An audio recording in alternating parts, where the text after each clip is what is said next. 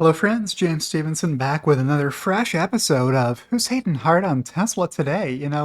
Tesla recently reduced the price of supervised FSD subscriptions to $99 per month.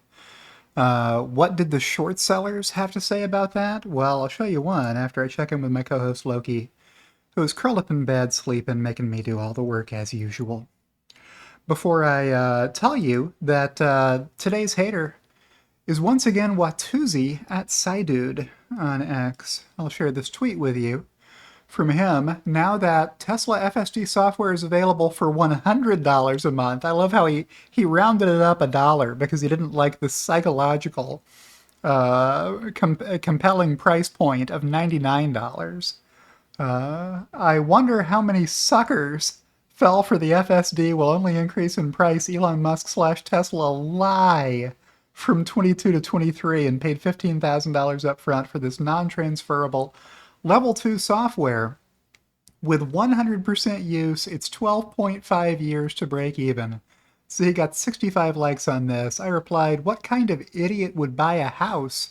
My rent is only $2,000 per month. That is what a short-term thinker would say, as the GIF here implies it's going up and up.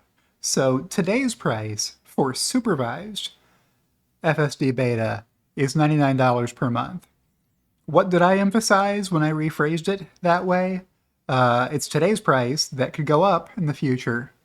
And it's the price for the supervised FSD.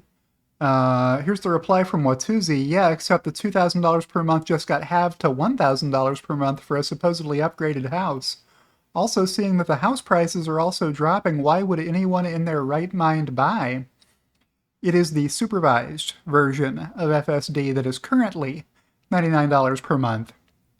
I explained to Watuzzi, who still didn't get it.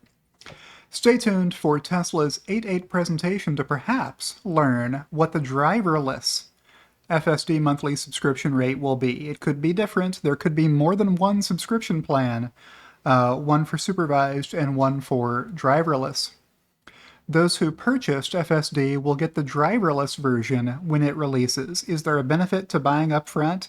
Yes, I bought my FSD package up front in 2018 for a total of $7,000. Back then you had to buy Autopilot separately from FSD as well. So I think one of those was $3,000 and the other one was $4,000 for a total of $7,000. And I have been enjoying the features of Autopilot and FSD beta since. It took a while before they rolled out FSD beta to everybody, but I've had it for a few years now, and version 12.3 is pretty great. I mean, it's far and away the best they've had so far, and it's getting better as time goes by, which are important points to acknowledge with the screenshot here from Elon Musk saying supervised full self-driving, now $99 per month. Will Tesla charge more for a driverless version that would be capable of, you know, driving the kids to soccer practice, taking grandma to bingo night, etc.? They might be able to charge a lot more than $99 per month for that. If you paid for FSD in advance, you don't have to pay for it ever again. It's already paid for. Whatever the best features are that have been released, that's what you get if you, like me, bought FSD. Watuzzi with the pointing finger down to his retweet of himself saying that Tesla will forever be level 2 and it'll never progress past level 2. So I replied with the gif, hear me now, believe me later, puny man. Doing my best Dana Carvey. You can't find a gif of them saying anything else besides pump you up. That's the only gif there is. I looked. I recall a few years ago, Watuzzi replied, you stating to me that you had a Tesla Robotaxi in your garage. What you're saying now is that instead what you have is an overpriced supervised L2 vehicle then?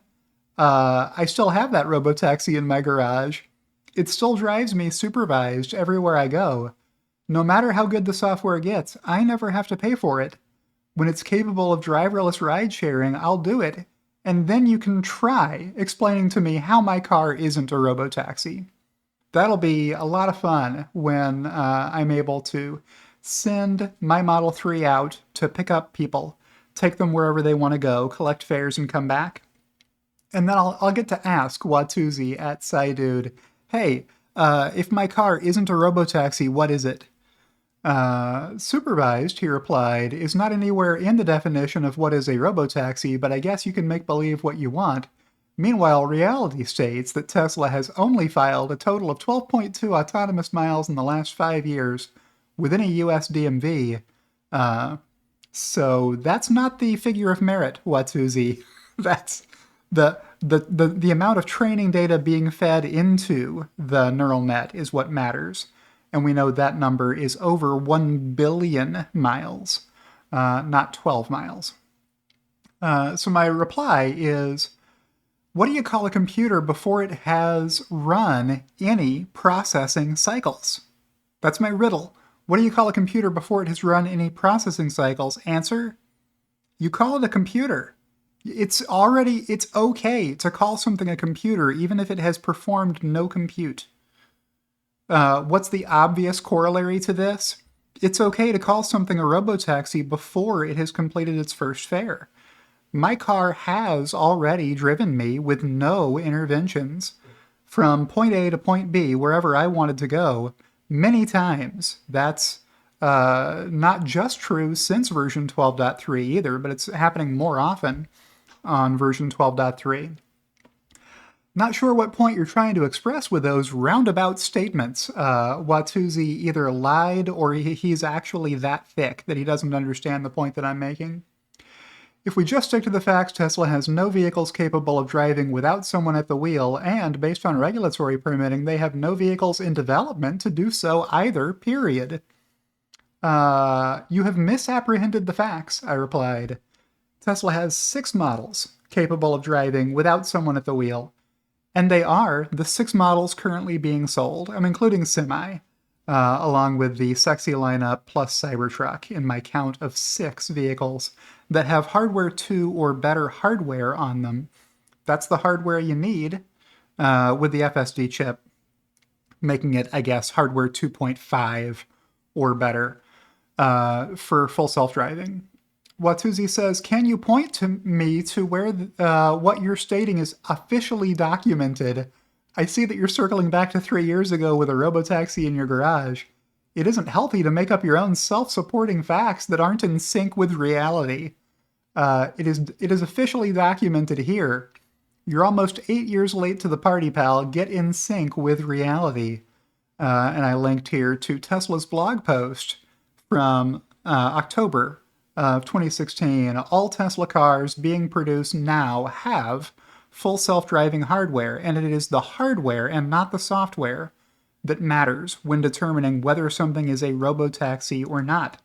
If it has the hardware that makes it capable of being a robotaxi, it is a robotaxi. Just like if a computer has the hardware capable of performing compute, it is right to call it a computer before it has performed any computing. Before any software has been installed on your computer, you can call it a computer.